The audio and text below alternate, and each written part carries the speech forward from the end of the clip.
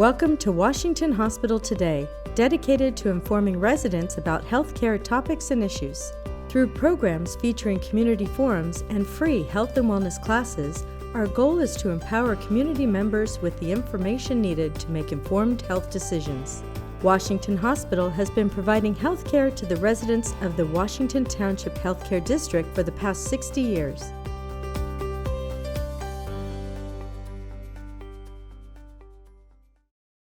Today's presenter is Anna Mazzei.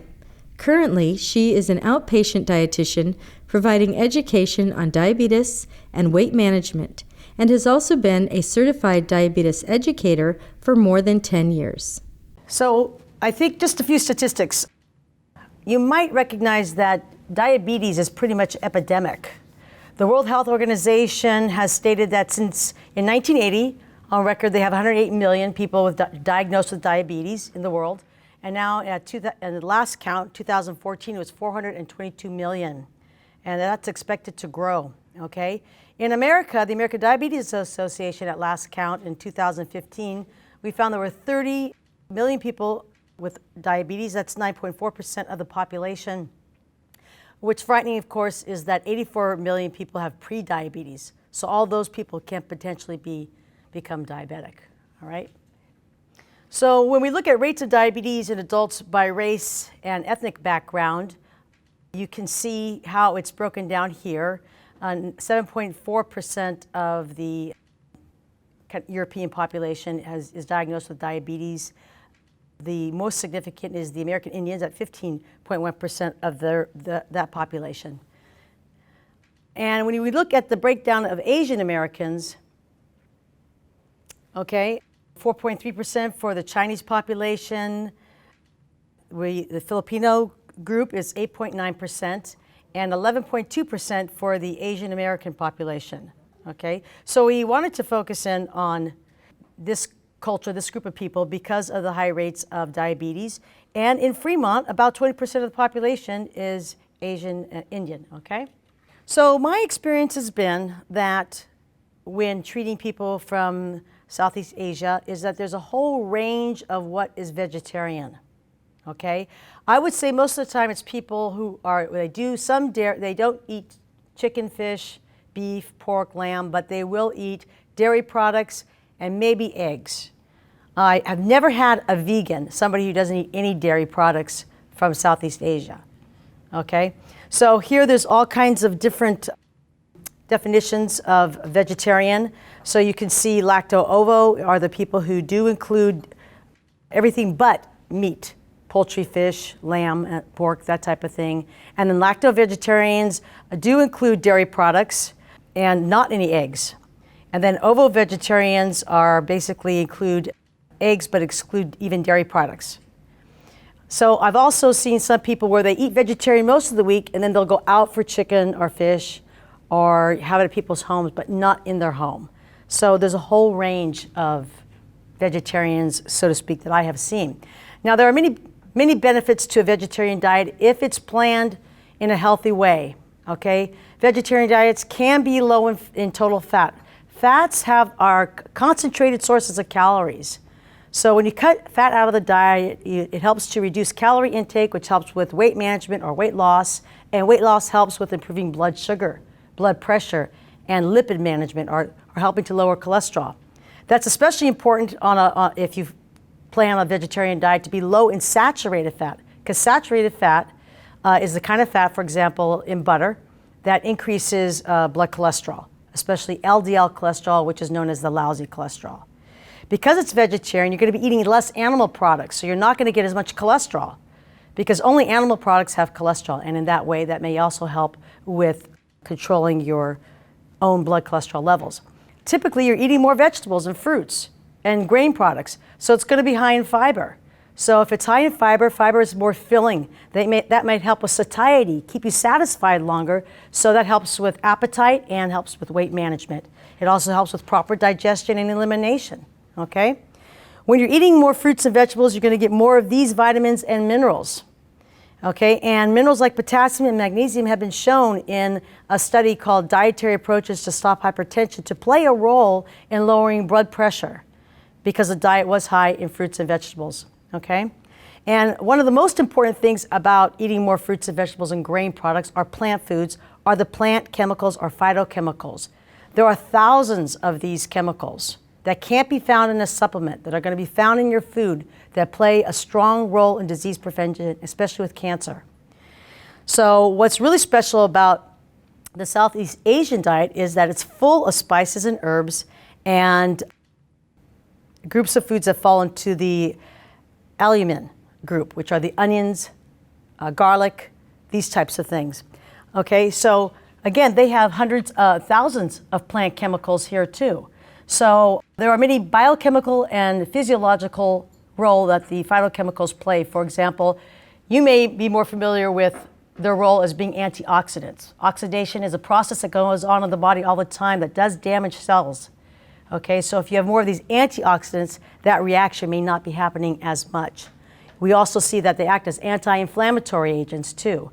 They support the immune system, and in the case, for example, like ginger, it helps in digestion, prevents motion sickness, okay? Spices and herbs also add flavors to help you reduce your intake of salt, sugar, and fat. They really enhance the flavor of foods, and then you can do away with some, or not all of it, but maybe some of the salt and sugar and fat in a recipe. Some of these also act as natural tenderizers for meat. And again, the benefits are going to come from the whole foods and spices. They're not going to come from the supplements. Now, I'd have to say, in my journey in preparing for this class, which was quite a journey, and I'd have to say I'm challenged in many ways in making some of these foods. So you might have to stomach it, okay? You're going to be the guinea pigs tonight. But I will describe my intentions with some of these recipes. But in any case, I have found that the spices are just so intoxicating. I mean, it's like eating and having aromatherapy at the same time. It's just really wonderful. So it was a great experience for me, and I do really like the food. But there are some guidelines to follow, especially if more of your calories are coming from carbohydrate, and that's the nature of vegetarian diets. So if more of your calories are coming from carbohydrates, carbohydrates turn into blood sugar. So we have to be aware of that, but the most important thing is to control the portion and be consistent about the portion from meal to meal. Have about the same amount of carbohydrate from meal to meal. That's one of the most important things, is to control that portion. And when you select your carbohydrate, make it the most nutritious, and that's what we're going to go through. What are the most nutritious choices? And you want to get a variety of food, especially on a vegetarian diet, to get all the nutrients you need. So get a variety of grains, a variety of fruits and vegetables. And I think that you also want to look at total fat, especially saturated fat, and we'll be pointing out some of the foods that are high in saturated fat that might be included in the Asian Indian cuisine that you might want to use less of.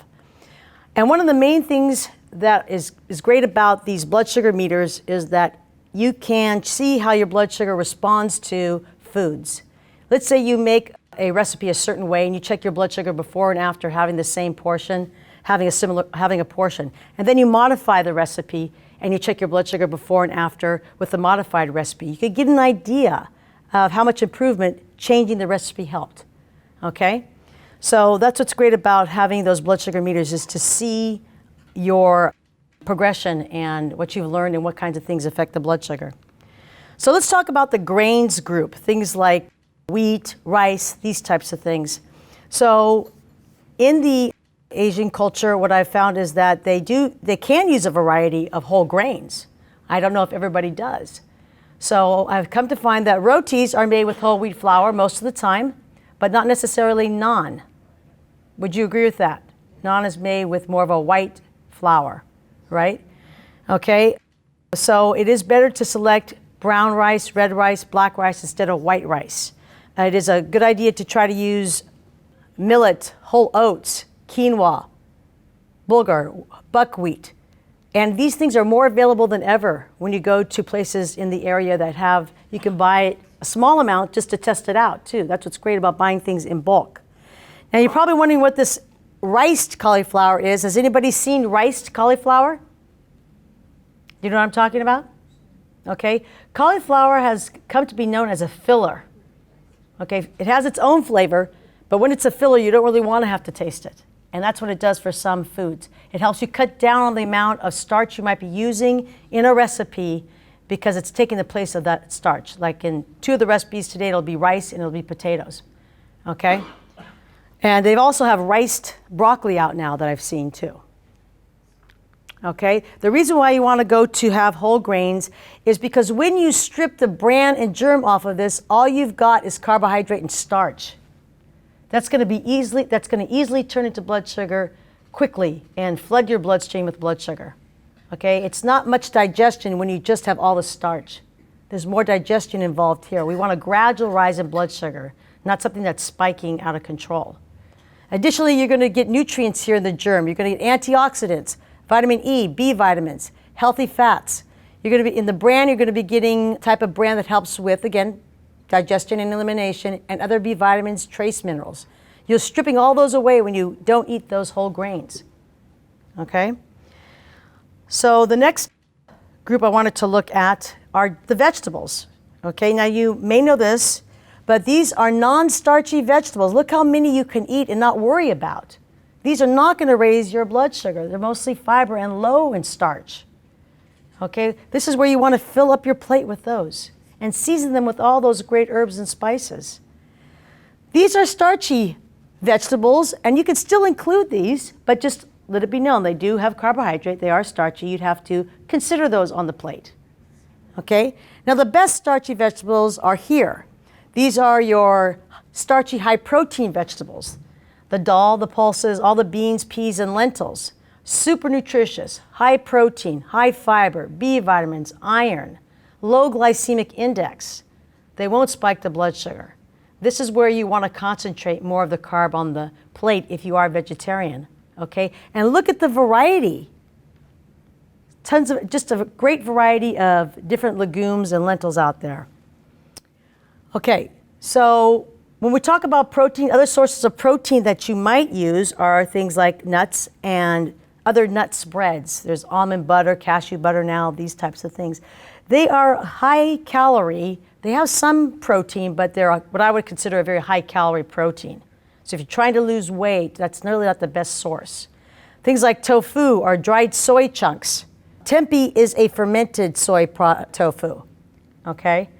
I have never had it, but you're gonna get some other nutrients in there because it is fermented. But the soy chunks I saw at the Indian market, but wasn't sure how to use it quite yet.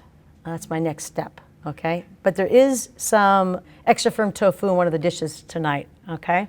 Then there's all these soy products, you know, fake hamburgers, so to speak, where you're getting the soy crumbles and they put them together and they make different kinds of patties and fake bacon and those kinds of things. Now, you may not like those if you've never really liked meat. But for people who've eaten meat and go to those, that's kind of a substitute for them. It's a good idea to try to include some seafood because this is a great place to get those omega-3 fatty acids that the Heart Association really wants you to get, 2 to 3 fish meals per week. The next lean source of protein would be skinless poultry products, and then egg whites. And then we get into different red meats, okay? So you always, if you're gonna choose any of these meats, you wanna select lean, and that's usually has a description of round, sirloin, loin. You can see when you go to the store and compare. There's more flecks of fat in the meat. It's gonna be juicier. That's where that saturated fat is at. The leaner meats don't have as much of that. You're gonna have to marinate them to get them a little tender or pound them to get them sort of broken down. Extra lean is less than 15% fat. You wanna look for, I would say you wanna look for less than 10%, even with the turkey products, because they add skins back into the ground turkey. Okay, so when it gets 99% fat-free, it's a little dry. So I would say it's a lot dry. So I can't really do much more than maybe 93% fat-free. There's grades of meat. There's prime, as we know, like prime rib, that's very juicy, but there's also choice and select. Those tend to be not as juicy, and that's why they're graded that way. So if you see a piece of meat, you want to trim all the fat off. You could cook with your skin on the poultry, but then take it off. And you want to remove any of the melted fat that might be especially getting hard, because that's where that saturated fat is. I really noticed that with lamb. I really like lamb, but just even little lamb chops, it seems like there's a lot of fat coming off of it. When it cools, I see that hard fat coalescing together, okay? I've never tried goat, but apparently goat is pretty lean. So it's getting more and more popular, and it seems what I've read is that it's actually leaner than poultry, okay? All right, so when we look at other protein sources like dairy products, you really want to move away from whole milk. The chai tea has a lot of the whole milk in it. It tastes very yummy, but you want to wean yourself off of that, maybe go to the 1% non-fat, okay? If you're having yogurt, also it should be 1% or non-fat if you're making it at home. The Greek yogurts are higher in protein.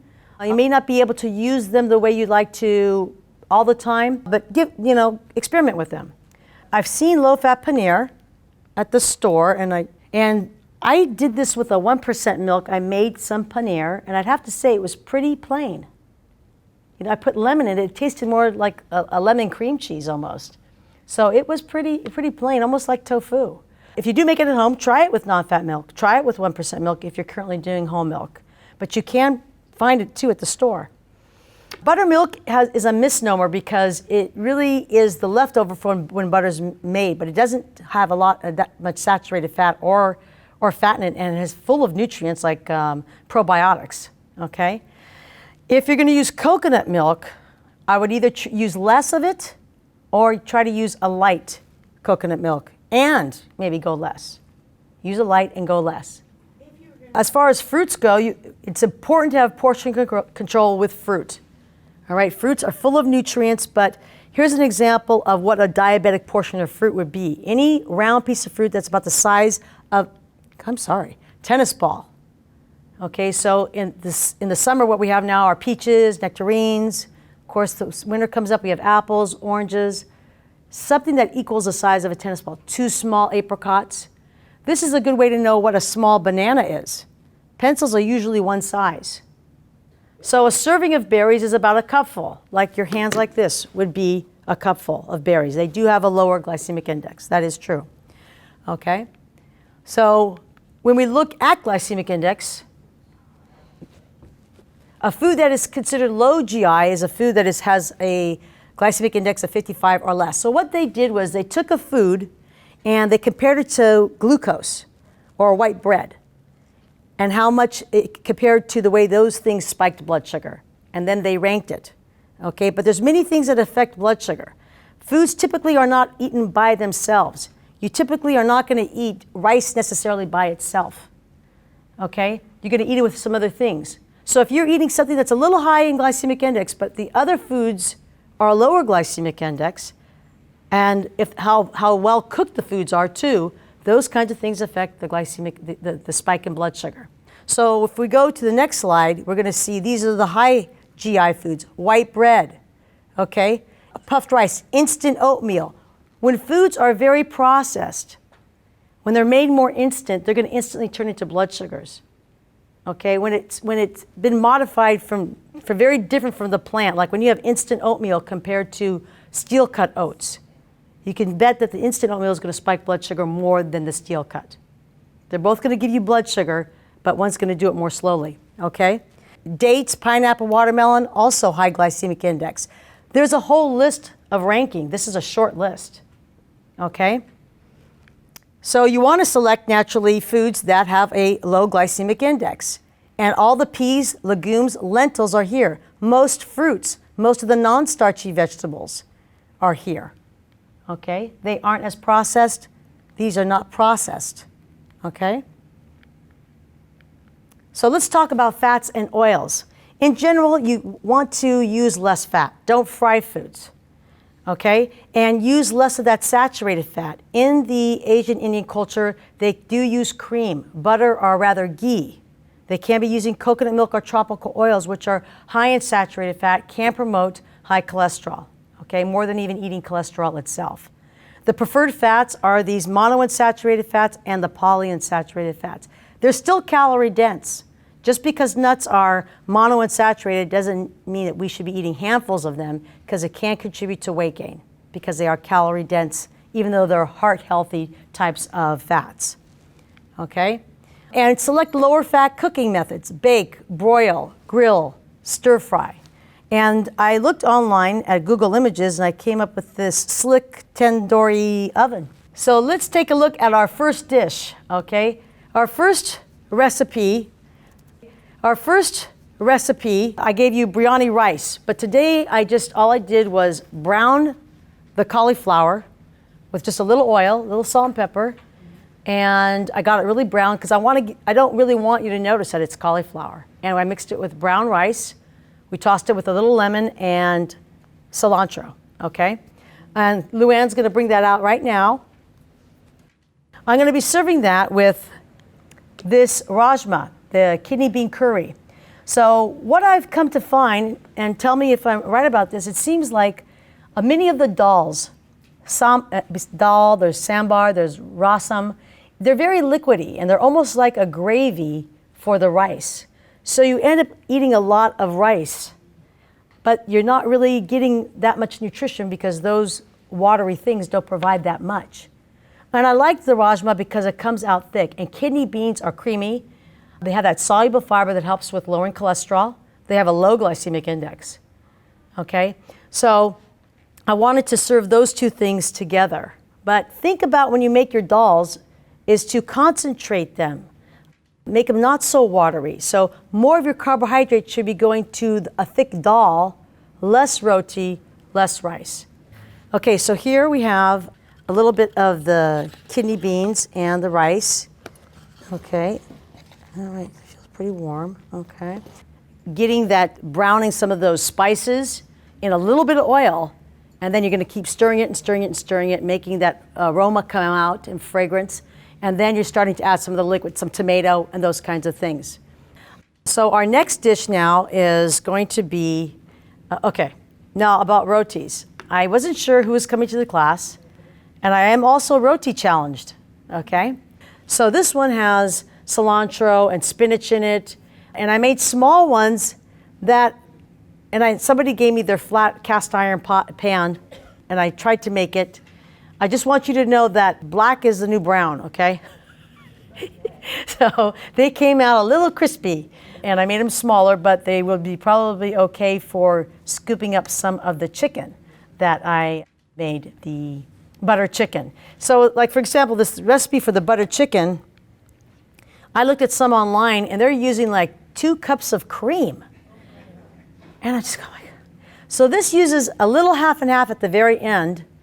And I use Greek yogurt for the thickening of it, and some ground up cashew. So that gives it that creaminess. Are you ready to bring that out? Okay, so this has a mixture of some chicken and some tofu that I browned, extra firm tofu that I browned. So I really enjoyed this dish, this chicken dish. And as I mentioned, I put some, tofu is really stubborn about browning. Okay, so in this recipe, like I said, the way it got creamy was I used the ground up cashew, and I used fat-free Greek yogurt. And the only thing that has some cream is at the very end. There was like a 1/4 cup of half and half at the very end. And of course, the chicken was marinated in some yogurt, and then it's put in the oven. But then I did brown, like I said, the extra firm tofu on its own, and then put it in. And like I said, all these recipes could be modified. I noticed that a lot of the snack foods went at the market. Every culture's got their junk, so to speak, that are fried things. Like I know that I saw a lot of fried types of snack foods. They're probably fried in coconut oil or some kind of unhealthy fat, just like potato chips and onion rings here and those kinds of things that we have in the West, okay? All right, so I wanted to just also mention some of these resources that you might want to look at. Has anybody heard of this? The American Association for Physicians of Indian Origin. Okay, they have a huge manual of different regions of India and the cooking style and suggested changes. It's probably close to 200 pages, okay? But these are other websites to go to that explore different cultural eating and kind of give you general guidelines also, all right? And the cooking style of each region, which is changing, right? Things are changing. The way that people have started to eat here when they come from India to here may have changed too. And as people of these countries get wealthier, they start to indulge in some probably not the healthiest foods. And so then the diabetes amps up, okay? Eating kind of traditional foods is better than succumbing to fast foods and those things that some of these people might be indulging in as, again, they get wealthier, okay? But I want to thank you for coming tonight,